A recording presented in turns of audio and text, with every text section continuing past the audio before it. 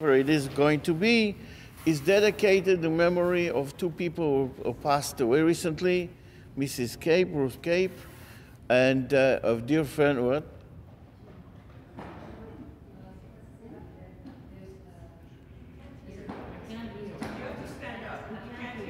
Okay, no problem. Okay. Okay, I don't mind.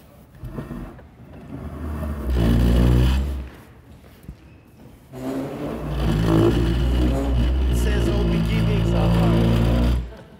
Okay, I want to dedicate also to a memory of a very good friend of mine over 50 years who passed away recently. His name was Menashe Ben Yosef, passed away in Haifa. You didn't know him, but I have been his friend over 50 years, and it was very difficult to hear that. What I want to start and to focus on is the most important part of a human life, that's happiness, simcha. And I want to tell you something, since we're just coming up, Chaf Bei Shvat. The Rebbitzin was asked once, what is the happiest day of her life? She said, Heint, today, this day. The day that she was in. And we all have issues. And believe me, the Rebbitzin has had, first of all, she's, of course, has been through the terrible times in Russia, then the terrible times of the Shoah, the terrible times that has befallen our people in Europe, which we don't have to get into it. And, of course, she basically gave up for the Rebbe, her husband, in our favor. So when she was asked, what is the happiest day of your life? She says, Heint, today. What does that mean? What is happiness? How do you achieve happiness? It's crazy. How do you want somebody just to be happy? Especially with this God of ours throws all kinds of, people call it challenges today. I call it terrible things. It's difficult. You know, I've been widowed over 12 years, and I'm supposed to be happy. Not just supposed to be happy, I have to influence other people to be happy. But the idea of happiness is not something that is influenced by certain things outside. Neither is a service of Hashem. It's got nothing to do with all kinds of changes. You know, and I'll tell you a story, because it's so important, and because we are going through a very, very rough time. The end of the galus is even harder than before. Not necessarily a physical galus, but definitely a spiritual galus, which is much harder. And since we're standing in the beginning of month of Adar, Adar is a month of happiness. How are you supposed to be even more happy? Most people I know are downtrodden, and even the people who are supposed to be professionals almost jumps out of the window every morning, and they still support other people. We are going through a very difficult and painful time. It's ever so often, I'm a man, but I'm a very sensitive one, I cry to Hashem, your creation is miserable. And if we are truth to ourselves, this is not the first round between, let's say, the Russians and the Ukrainians. This is not the first time there are wars in Europe, as we know all too well. We have to repeat history and to be very careful not to fall in the same pits. The story I'm about to tell you demonstrates the depth of the connection between a Jew and any person, actually, for that matter, if they want, to God. Once the people in Ghetto Varsha decided they're going to put God on trial, they're going to take the Eibishter and put him on trial for what he's doing to the Jewish people. So they had quite a few Chachamim left. Poland was, Baruch Hashem, full of very learned people. Somebody was the person in charge of the prosecutor, somebody was the defense attorney, and there were three Rabbanim who were based in Agadol, one was based in, and they were to decide. For a whole week they deliberated, and they were brilliant people. And they could quote whatever you want from whichever sefer you want. In the end, the Beis Din deliberated, they came into the room, and the Beis Din gets up and says, "We have gefunden der Eibishter schuldig." We found Hashem guilty. What's he doing to his people? And then explained why. He is obliged as you and I are obliged on his demands, he's obliged on our demands and our needs, which he himself says, yeah, that he's obliged of giving to us. And then he gets up and he says, daven mincha. We have to daven mincha to the same God we just found guilty. That's a Jew. It is where we're at. Now, how do you get simcha out of where you're at? Especially, somebody asked me, how would you describe the psychological situation in the United States?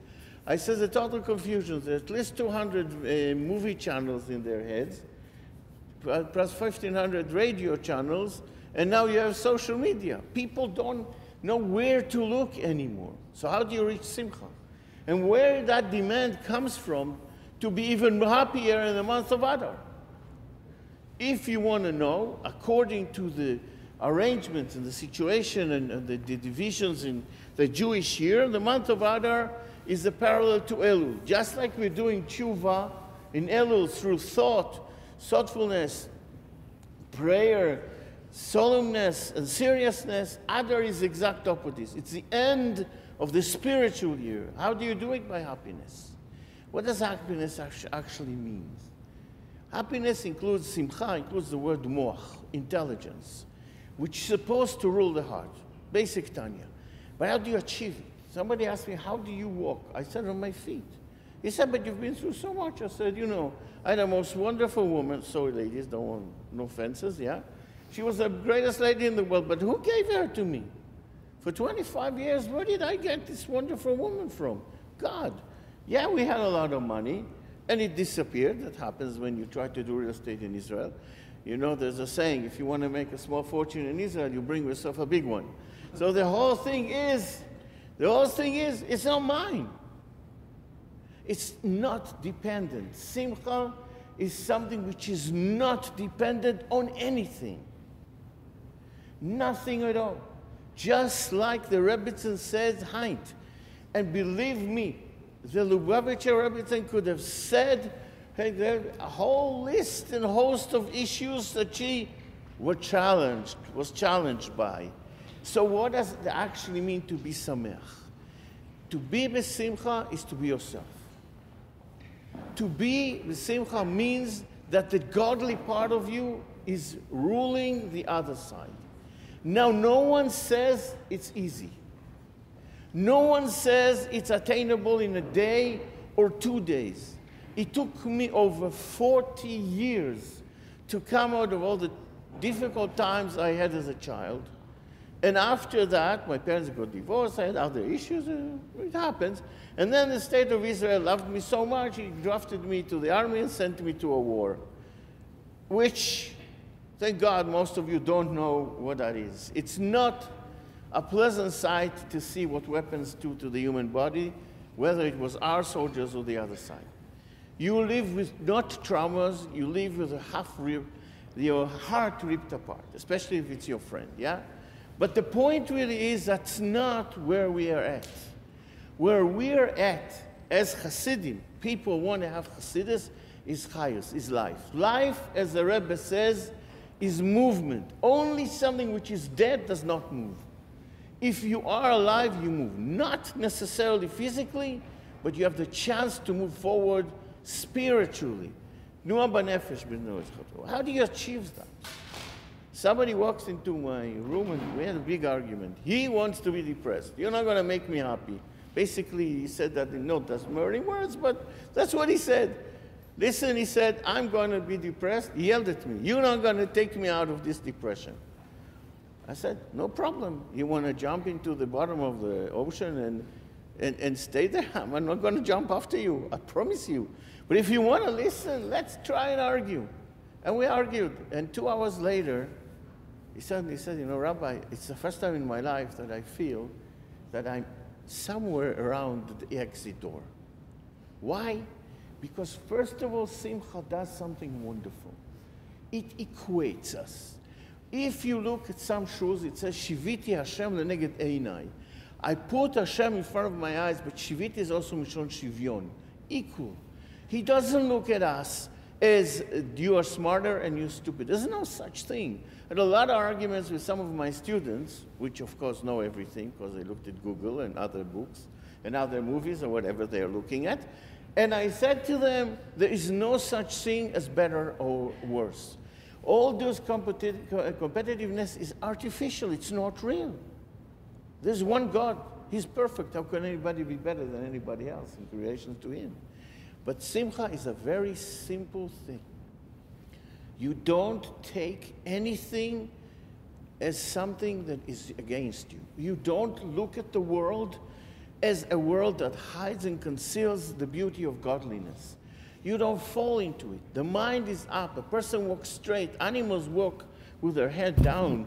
But human beings go out with their heads up straight, looking up to the sky. So if you take the situation, which we call the human condition in English, it's objective. It hasn't changed.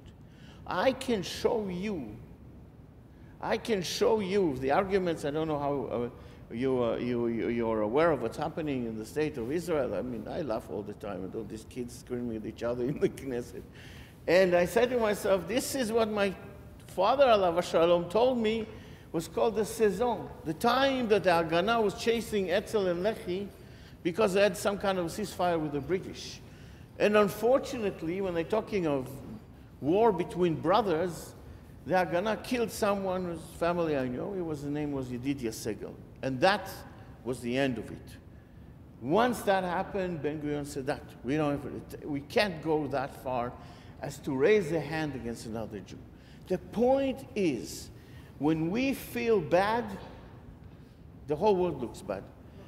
That's why the world is called Adam Gadol, and we are called Olam Katan. The way we feel about ourselves is the way we feel about the rest of the world. Now, we all have issues, and none of us is exempt from having internal difficulties, issues that pains them, things that happen to them. I had a person come to me, a brilliant man. He says, Rabbi, ani tipesh, I'm stupid. I said, tipesh, what's this? You just invented something that all the high-tech companies want to snatch you. I think he eventually stayed with Intel, which has a big, big branch in Kiryat Gat in Israel. But you did something great. How can you say that's stupid? I said, stop, don't tell me. I want to tell you why you feel you're stupid. Your father called all of you stupid because of his own issues. Basic tenement of all human conflicts is the pain the person feels inside. Then the guy, you know, that's why he asked me, I'm trying to write a book, we'll call it When Love Is Not Enough. I'm writing it on the basis that marital issues, or what they can say, of be living together, is one of the hardest things in the world. There's so much stacked against a young couple.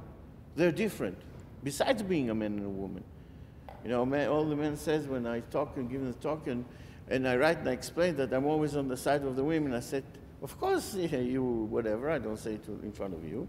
Where would you be without your wife? I wouldn't be anywhere without my wife. That's not a fact. It's for sure. Woman is the better half. Nobody argues about that. But the first half has to listen to the second half. The point is, we all have a pain, and then the other person does something inadvertently, without any intention, presses that trigger within and causes us to feel that terrible pain that is always there. Always there's something happened to me, and something this, and something that. I hold the opinion that every human being, no exception, is born with 3 traumas. One trauma is fear. 2 seconds before he or she was safe in their mother's womb. The other is complete confusion. There's so many stimuli attacking it. And the third is total sense of loss. And with those 3 traumas, we begin life. That's how we start. And what happens? The person reaches a situation of complete confusion. Starts with confusion, continues with confusion. And Yetzer Hara is called in Hasidus bilbul, confusion, being confused. that the world, the nefesh, the soul is spread around in all kinds of places which is strange for it. How do you overcome it? Slowly but surely you bring yourself in and then you start focusing. But you got to be always aware that you're not alone, and that's one of the problems of this generation today. They're taught that only what they want and what they have in mind is the issue. There's nobody around. There's nothing that affects, nobody is affected by what they do. And as a result of all this kind of situation, a lot of people lose the most important thing that human beings need, and that society, friendliness, connection. How does that relate to Simcha? Simcha is impossible to be on your own. When we come to Purim, we have to be together. The whole idea of Simcha requires that we'll come out of our little corner, open up a little heart and come together. Happiness is not something foreign to us. It's just clouded and covered by all kinds of things that have not yet been resolved. And I've been asked many, many, many times, how do you resolve all these kind of issues? What I said to this guy who said that he was stupid is, your father yelled at you that you're stupid. Let's take the word father and remove it from the equation. Isn't a voice, an extraneous voice, is talking to you saying that you're stupid? Some voice. Are you stupid? He said no, so why do you listen to him? We call Yetzer Hara, evil inclination, Ra, bad. Why? He makes us feel bad. He does it in two ways. First, he makes us feel that we're worthless. We're useless. We never change anything. We're not going to achieve anything. We are nobody the nobody. Second, which is even more difficult to cope with, he takes us away from the things that we love. He breaks us and cuts off all the things that we love to do, those things that will initiate the internal happiness the person has. I'll give an example. When I lost my wife, it was after a difficult, long struggle with the cancer. And let's say that I held on, but I wasn't the happiest camper. Situation was not the best time of my life. Then, while passing, I spoke to someone, and he told me something beautiful. He said, you're denying yourself the things that you love. We do it all the time. I'm not talking about cakes or cookies here. We're denying ourselves the things that makes us feel good. In my case, it was music. That day, I got a guitar. I said to Yetzer Hara, I think, I'm going to get the guitar, and you're not going to hold me back. The other thing that the Yetzer Hara does to us and prevents us from Simcha is tell us you can't do it. It's not attainable. Even the simplest things. The third thing he says, you don't need anybody. Some people say you can do it. The other person, they say you don't need anybody. It's all wrong. It's all perception. How do you get out of it? How do you raise yourself and get out of the mud that we all have inside? It's not that I'm saying that anybody's not all right. Something's bad. It's not being bad. That's why the Tanya says, the Alter Rebbe says in the Tanya, that the Beinoni is always in a state of war. We all are in a state of war. And when someone is aware that he's in a state of war, he or she need to acquire the proper weaponry to win that war. What does that mean? One of the things that it means that happiness is the recognition of what we already have. Not counting what we don't have, but breaking the tendency and saying, yeah, I have this, I have that, I can do this, I can do that. Another thing is, you find someone who's miserable and make them feel happy. It's a known letter the Rebbe wrote to a young girl, I think she was 12 at the time, or 11. She wrote the Rebbe that she's not happy. She feels that there's nothing happening in her life. The Rebbe says to her, is there anyone in the class you know needs help? She said, yes. The Rebbe told her, so start helping those people who need help, and you will see how much it will change your own attitude. She wrote to the Rebbe, I think it was 3 months later, that she is very busy. she doesn't feel useless anymore because the girl in 2 desks down really needed help in mathematics or whatever subject that was. And when she started helping her, she felt that there's a place for her in the world. In one word, connectiveness. We gotta connect to ourselves so we can connect to others. Happiness is not something far-fetched. It's not something away. It's not something you see in the movies. It's not artificial. It's a victory. That is the reward of having found our direction. Our inner issues are not it's not insurmountable. It's not something you can overcome. You know, this kind of thing is not just here or there. It's everywhere. Today, with all the dark forces running amok around the world, telling us all kinds of things which have nothing to do with proper human life, the confusion makes people even sick, being brought down to directions they should never go to. So, in short, the most important part about happiness is to recognize one thing. I had a very, very difficult case. I mean, it's not easy, you know, people all over the world. You don't have to live in a state of war like Israel is to have tragedies, unfortunately. This day and age, people can disappear in no time. Illnesses, accidents, you name it. Person said to me, Rabbi, I don't deserve to live. I'm useless. I said, I want to tell you one thing. The very fact that the Creator of all this awesome creation created you means that you're all right. He created you, He created me, He created you, He created you by the very definition that the God, it's not something attainable to our mind what Hashem is, He created us. By that, He gave us the stamp of approval. Moreover, I mean, we was in shul on Shabbos, and I stayed after Kiddush. I was learning there, and a young lady came in, and she wanted to go and to talk to Hashem. So she went to she's, I don't know, 15. She needed to talk to Hashem. So she went to the ark, and she said whatever she said for everything. I don't intervene. But that's the idea.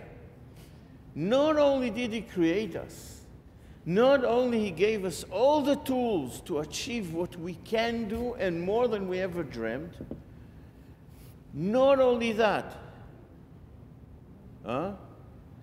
not only that, He created us and gave us all the tools to achieve whatever it is that we want, and even more. And I'm not talking about making a lot of money, but making a difference in this world because we are the bearers of the light. We, the Jewish people, carry the light wherever we go.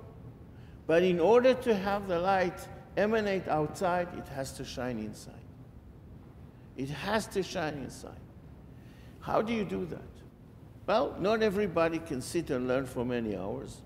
And learning Torah is definitely a difference between it. Every person is different in that. Intellectual ability, situation, time-wise, possibilities. However, mitzvahs are not like that. And being good to each other is not not dependent on qualities and abilities. It's not dependent on that. And there's enough people who are sitting alone in their houses, and there's enough people who need to be visited, who need to be called, who need to be approached, who need to be feeling that they're part of the community, that somebody cares beyond their immediate surroundings. And some people, unfortunately, even can die out of loneliness. And therefore, the idea of simcha is the idea of the understanding, the inner understanding that there's so much we can do. There's so much light in us. So many possibilities, they're unlimited. Somebody came to the Rebbe. The Rebbe asked him, how is his, I'm not sure, it was a Chabad house or some kind of an organization. He says to Rebbe, Ad Hashamayim, still heaven. The Rebbe says, why are you stopping there? There's Shamayim, there's Shmei Shamayim, U'me'al Shmei Shamayim. There's no limit to what we can achieve in the positive sense. And the other side of it, which is even more important, when you want to overpower the Yetzer Hara and the darkness, you don't fight with it. It'll drag you down. You're not going to beat it. There's enough stories about it, we're not going to get into it now. What do? You light up. You do light. You bring light in. You bring light in. You don't look at the other guy or another lady, what she does or doesn't do. You look at the things that you can do. And every time you do a little bit more, you bring to this world power and light that has never been there before. Especially in today's world, with so much, you know, I actually heard somebody say that, I think they said in M. Trudeau that they used the so-called COVID to break the bonds between people, to separate us. It's quite obvious to see. But anyways, a lot of time in our way of life, we're not so much involved with each other. The most important thing about being happy is to recognize your own personal value. Not because of what you achieved in some kind of artificial world. You know, I say in order to feel good, you don't need to have a whole list of titles before or after your name. We don't need those artificial titles. We were created by Hashem, and we are all right, and we can do more, and it's okay. I think, I don't know how you put it, I have 2 degrees from university, and I have a smicha for a bonnet. Well, that's not the issue. The issue is what you take, the raw material God gave you, how much you do with it. Where you push yourself to do with it more good. It's not, you know, it's not doing all kinds of huge things. No, that's not the way it is. Small things. Yiddishkeit and growth are by small steps, not by giant steps. Remember many, many years ago, I read, before I was observant, I read a book. I think it's called in English, The Battle Cry. And there somebody says to someone else, fiction of course, I prefer the guy who can run 5 feet when I need it and run 70 feet when I don't need it. It's all small things. It's all those little things that we can do and that can give us very, very strength, not just a sense of accomplishment, but actual change with ourselves and around us. Also, every month of the Jewish calendar has its own qualities. The month of Adar is built for Simcha, not by our hands. We have to be with Simcha all the time. It says in Adar, you increase the Simcha. But by Hashem, He allows us to feel happier by removing some of the coverings this world covers. The very structure, the very time of the month of Adar, which begins tonight, Aleph Adar, is the time of happiness, because there are more revelations from above. And even more importantly, what is Simcha, actually? In very simple words, the entire idea of Hasidus is self-awareness. And happiness is the same thing. The word moach, mind, is in the word Simcha. When a person recognizes what they have, as opposed to looking at what they don't have, there is a chance of going very far. Only when a person does that. When I first met my late wife, she made me sit down once, because, you know, I was a downtrodden Israeli at the time, and she said, take a piece of paper, take a pen, and write all your accomplishments. It was very hard. It was very hard to overcome the feeling that I didn't do anything. And it's still hard for me sometimes to recognize all the things that God allowed me to do. But then you learn to live with it. More than anything else, we have to become more aware of where we are and who we are and what we do. I say to my students, For example, in Fabringens or whatever, when you come to the door of the yeshiva, wherever you need to go, don't just go in. Look behind you if someone else needs to go in. Take a look what's happening around you. See who needs to be given some attention. Be active. Seeing how being happy is being actively pursuing it. Because by nature of the structure of the human being, the element of earth pulls us down. It says that in the Tanya very clearly, that if we stay put, we only can go down. However, if you are aware and you're proactive and you don't wait for something to happen, you can reach a place which is much better for you and for everyone else.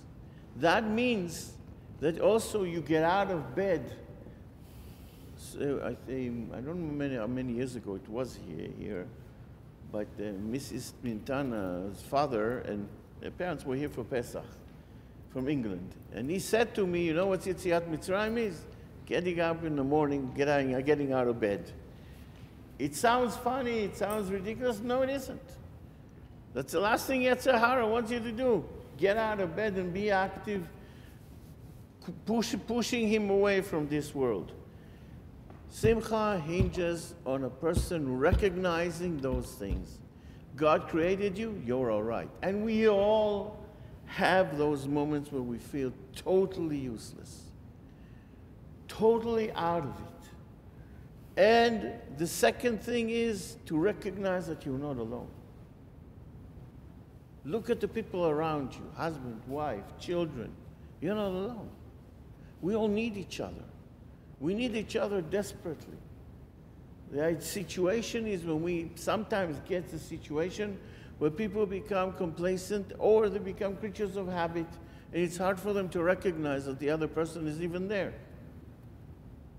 And it's very important to stop once in a while and take account, a positive account, not a negative account. That's easy to do. A positive account of what you've done. The previous Rebbe says that the cornerstone of Avodas Hashem is self-honesty. What does that mean? Not like we do in Kriyat Shema Lamita, I didn't do this, I didn't do this, I should, but no, it's the opposite. I've done A, B, and C, I certainly can do D, in a positive way. The paradigm of negativity is all around us. If you look at what's happening here, and not just here, in the Western world and everywhere, today you can buy a microphone and a camera for nothing. I know each of them cost me $100 or whatever it was. And you sit there and criticize the rest of the whole world. Biden can't find the door for the Oval Office, and 200,000 people waste their time making all kinds of assumptions and all kinds of things.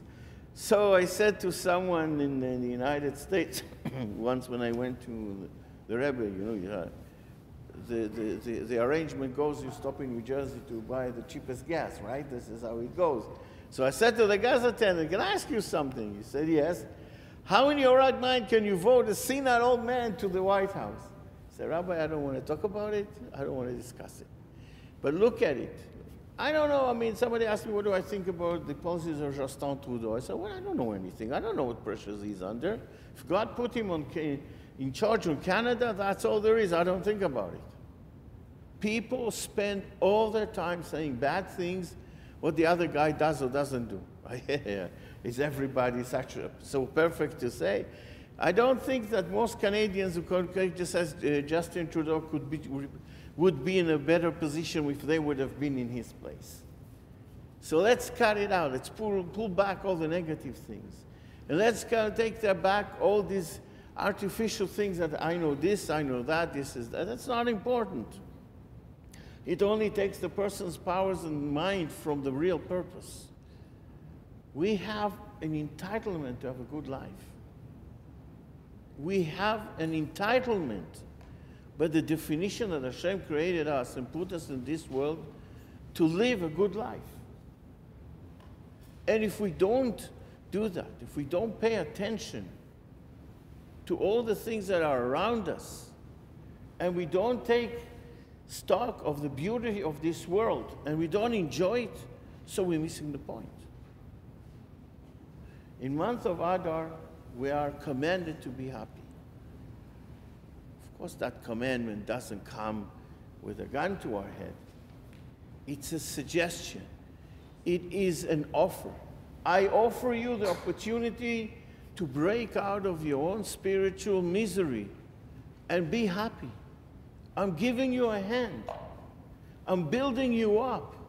I'm supporting you. I was in Israel in the last summer, visiting my sister and my friends. And I was in the post office there, and there was a Bedouin, an Arab, standing there. Miserable guy, had his own problems. When they have problems, it's much more severe than we do. I do speak Arabic, so I said, Yassidi, well, what's your problem? And he started telling me, and I said, look, you believe in Allah, don't you? He said, of course. I said, cry to him, talk to him. God listens to everyone. You're not happy? Talk to him, help me. Ask his help. Make him as your friend. Make him not a friend that is there, but a friend that is here. I said the same thing that our representative, his name is Yaakov Cohen, he's the representative of Chabad to the UN for the 7 Noahide laws.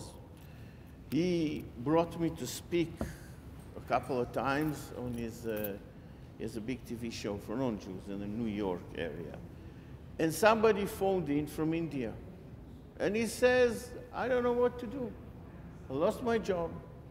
It's very hard here. I have a family to feed.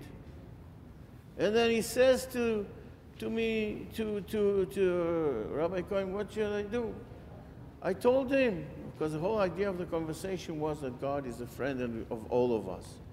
You have problems, you have difficulties, go to your yard and call on to God to help you. You need a job.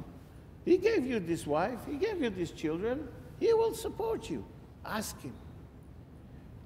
Yaakov Cohen saw me some months later. He says, you know, the guy called me 3 or 4 weeks later, said it's the first time in his life he wasn't just offered the job. He was offered a better job, a better position. Yes, it required some training, it required more hours, but his life has changed. We are holding the light in our hand, and then we turn on the TV, we open some whatever, and we watch things that even years ago, when I grew up in the secular world in Israel, you could see in advertisement on the TV, if you stopped it, terrible figures, dark figures behind it. Today, they're not even hiding it. It's all out there. As Rabbi Ber put it, a yeshiva bach who walks from home in Plamadon to yeshiva, he sees more dark situations than a yeshiva bachur in Lublin all his life. How do you stop it? You turn away completely. You deal only with the good things that you can do. And that's not easy to do. However, it is more than possible. Okay? I never argue with women. Huh? Okay, so you want question time? Okay. Yes? Can I ask you a question? Certainly. Is it possible the last thing you said might not be right? I'll tell you what you said. Turn away and don't deal with it. Why? So how does it get solved? You bring out the light. I'll tell you a little story, a very short story. There was a king, and he was getting old, and he wanted to select among his 3 sons his heir. The question is, if you see bad things happening, whether it's Biden or Trudeau or whatever, by ignoring it, you're solving the problem. No, I didn't say that. Let me tell you the story. So the king decided to test his 3 sons. He built 3 rooms which were identical, and he told them, the one that fills up this room completely will be my heir. So the first guy took hard materials, big stones, smaller stones. He decided it's full, called his father. The father says, well, took a little pebble, put it in, it wasn't full. The other guy went the other way, soft material. Goose feathers and all this. He pushed, he was satisfied. His father came, took a little step back, leaned on it, soft material gave him. What he saw, the youngest son, doesn't do preparation, doesn't do anything, he sits and learns. He says, boy, my youngest son, what are you doing? He said, come, I'll show you. He took a little candle, put it in the middle of the room, the light filled up the entire room.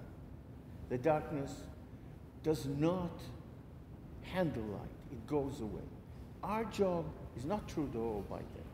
Our job is to bring light to the whole world. They are just distractions and elements that try to seduce us away from our work. Don't concentrate on them or ignore them. Concentrate on doing good. That's the idea. They don't matter because they come and go. Only what Goyim says don't matter, only what we do. That's the idea.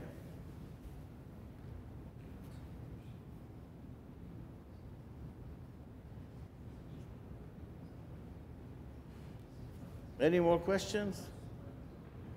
Don't be shy. I know it's Canada, but you don't have to be shy. Okay.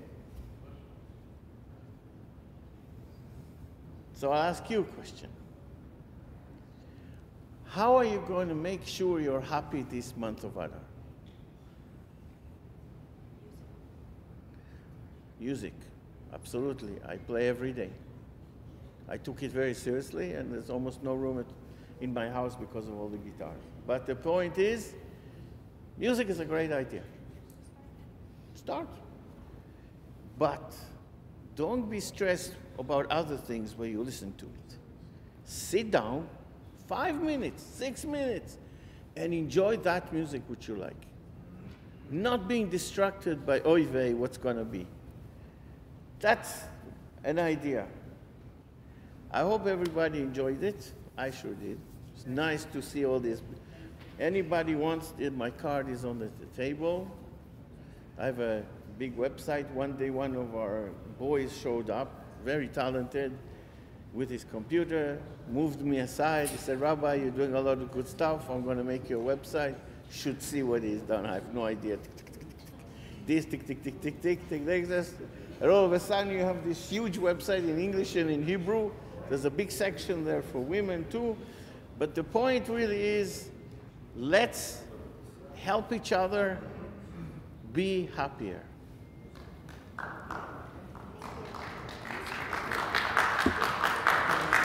Thank you. I'm glad you came. Everything you said was 100% accurate. So I agree with you on everything you said. Look how Happiness is what you do with your life to be positive, especially in this month. Yeah. You said it as well as anyone should have said it. Yeah. So it's good. I'll be in touch with you. God willing. God willing. Nice to meet you.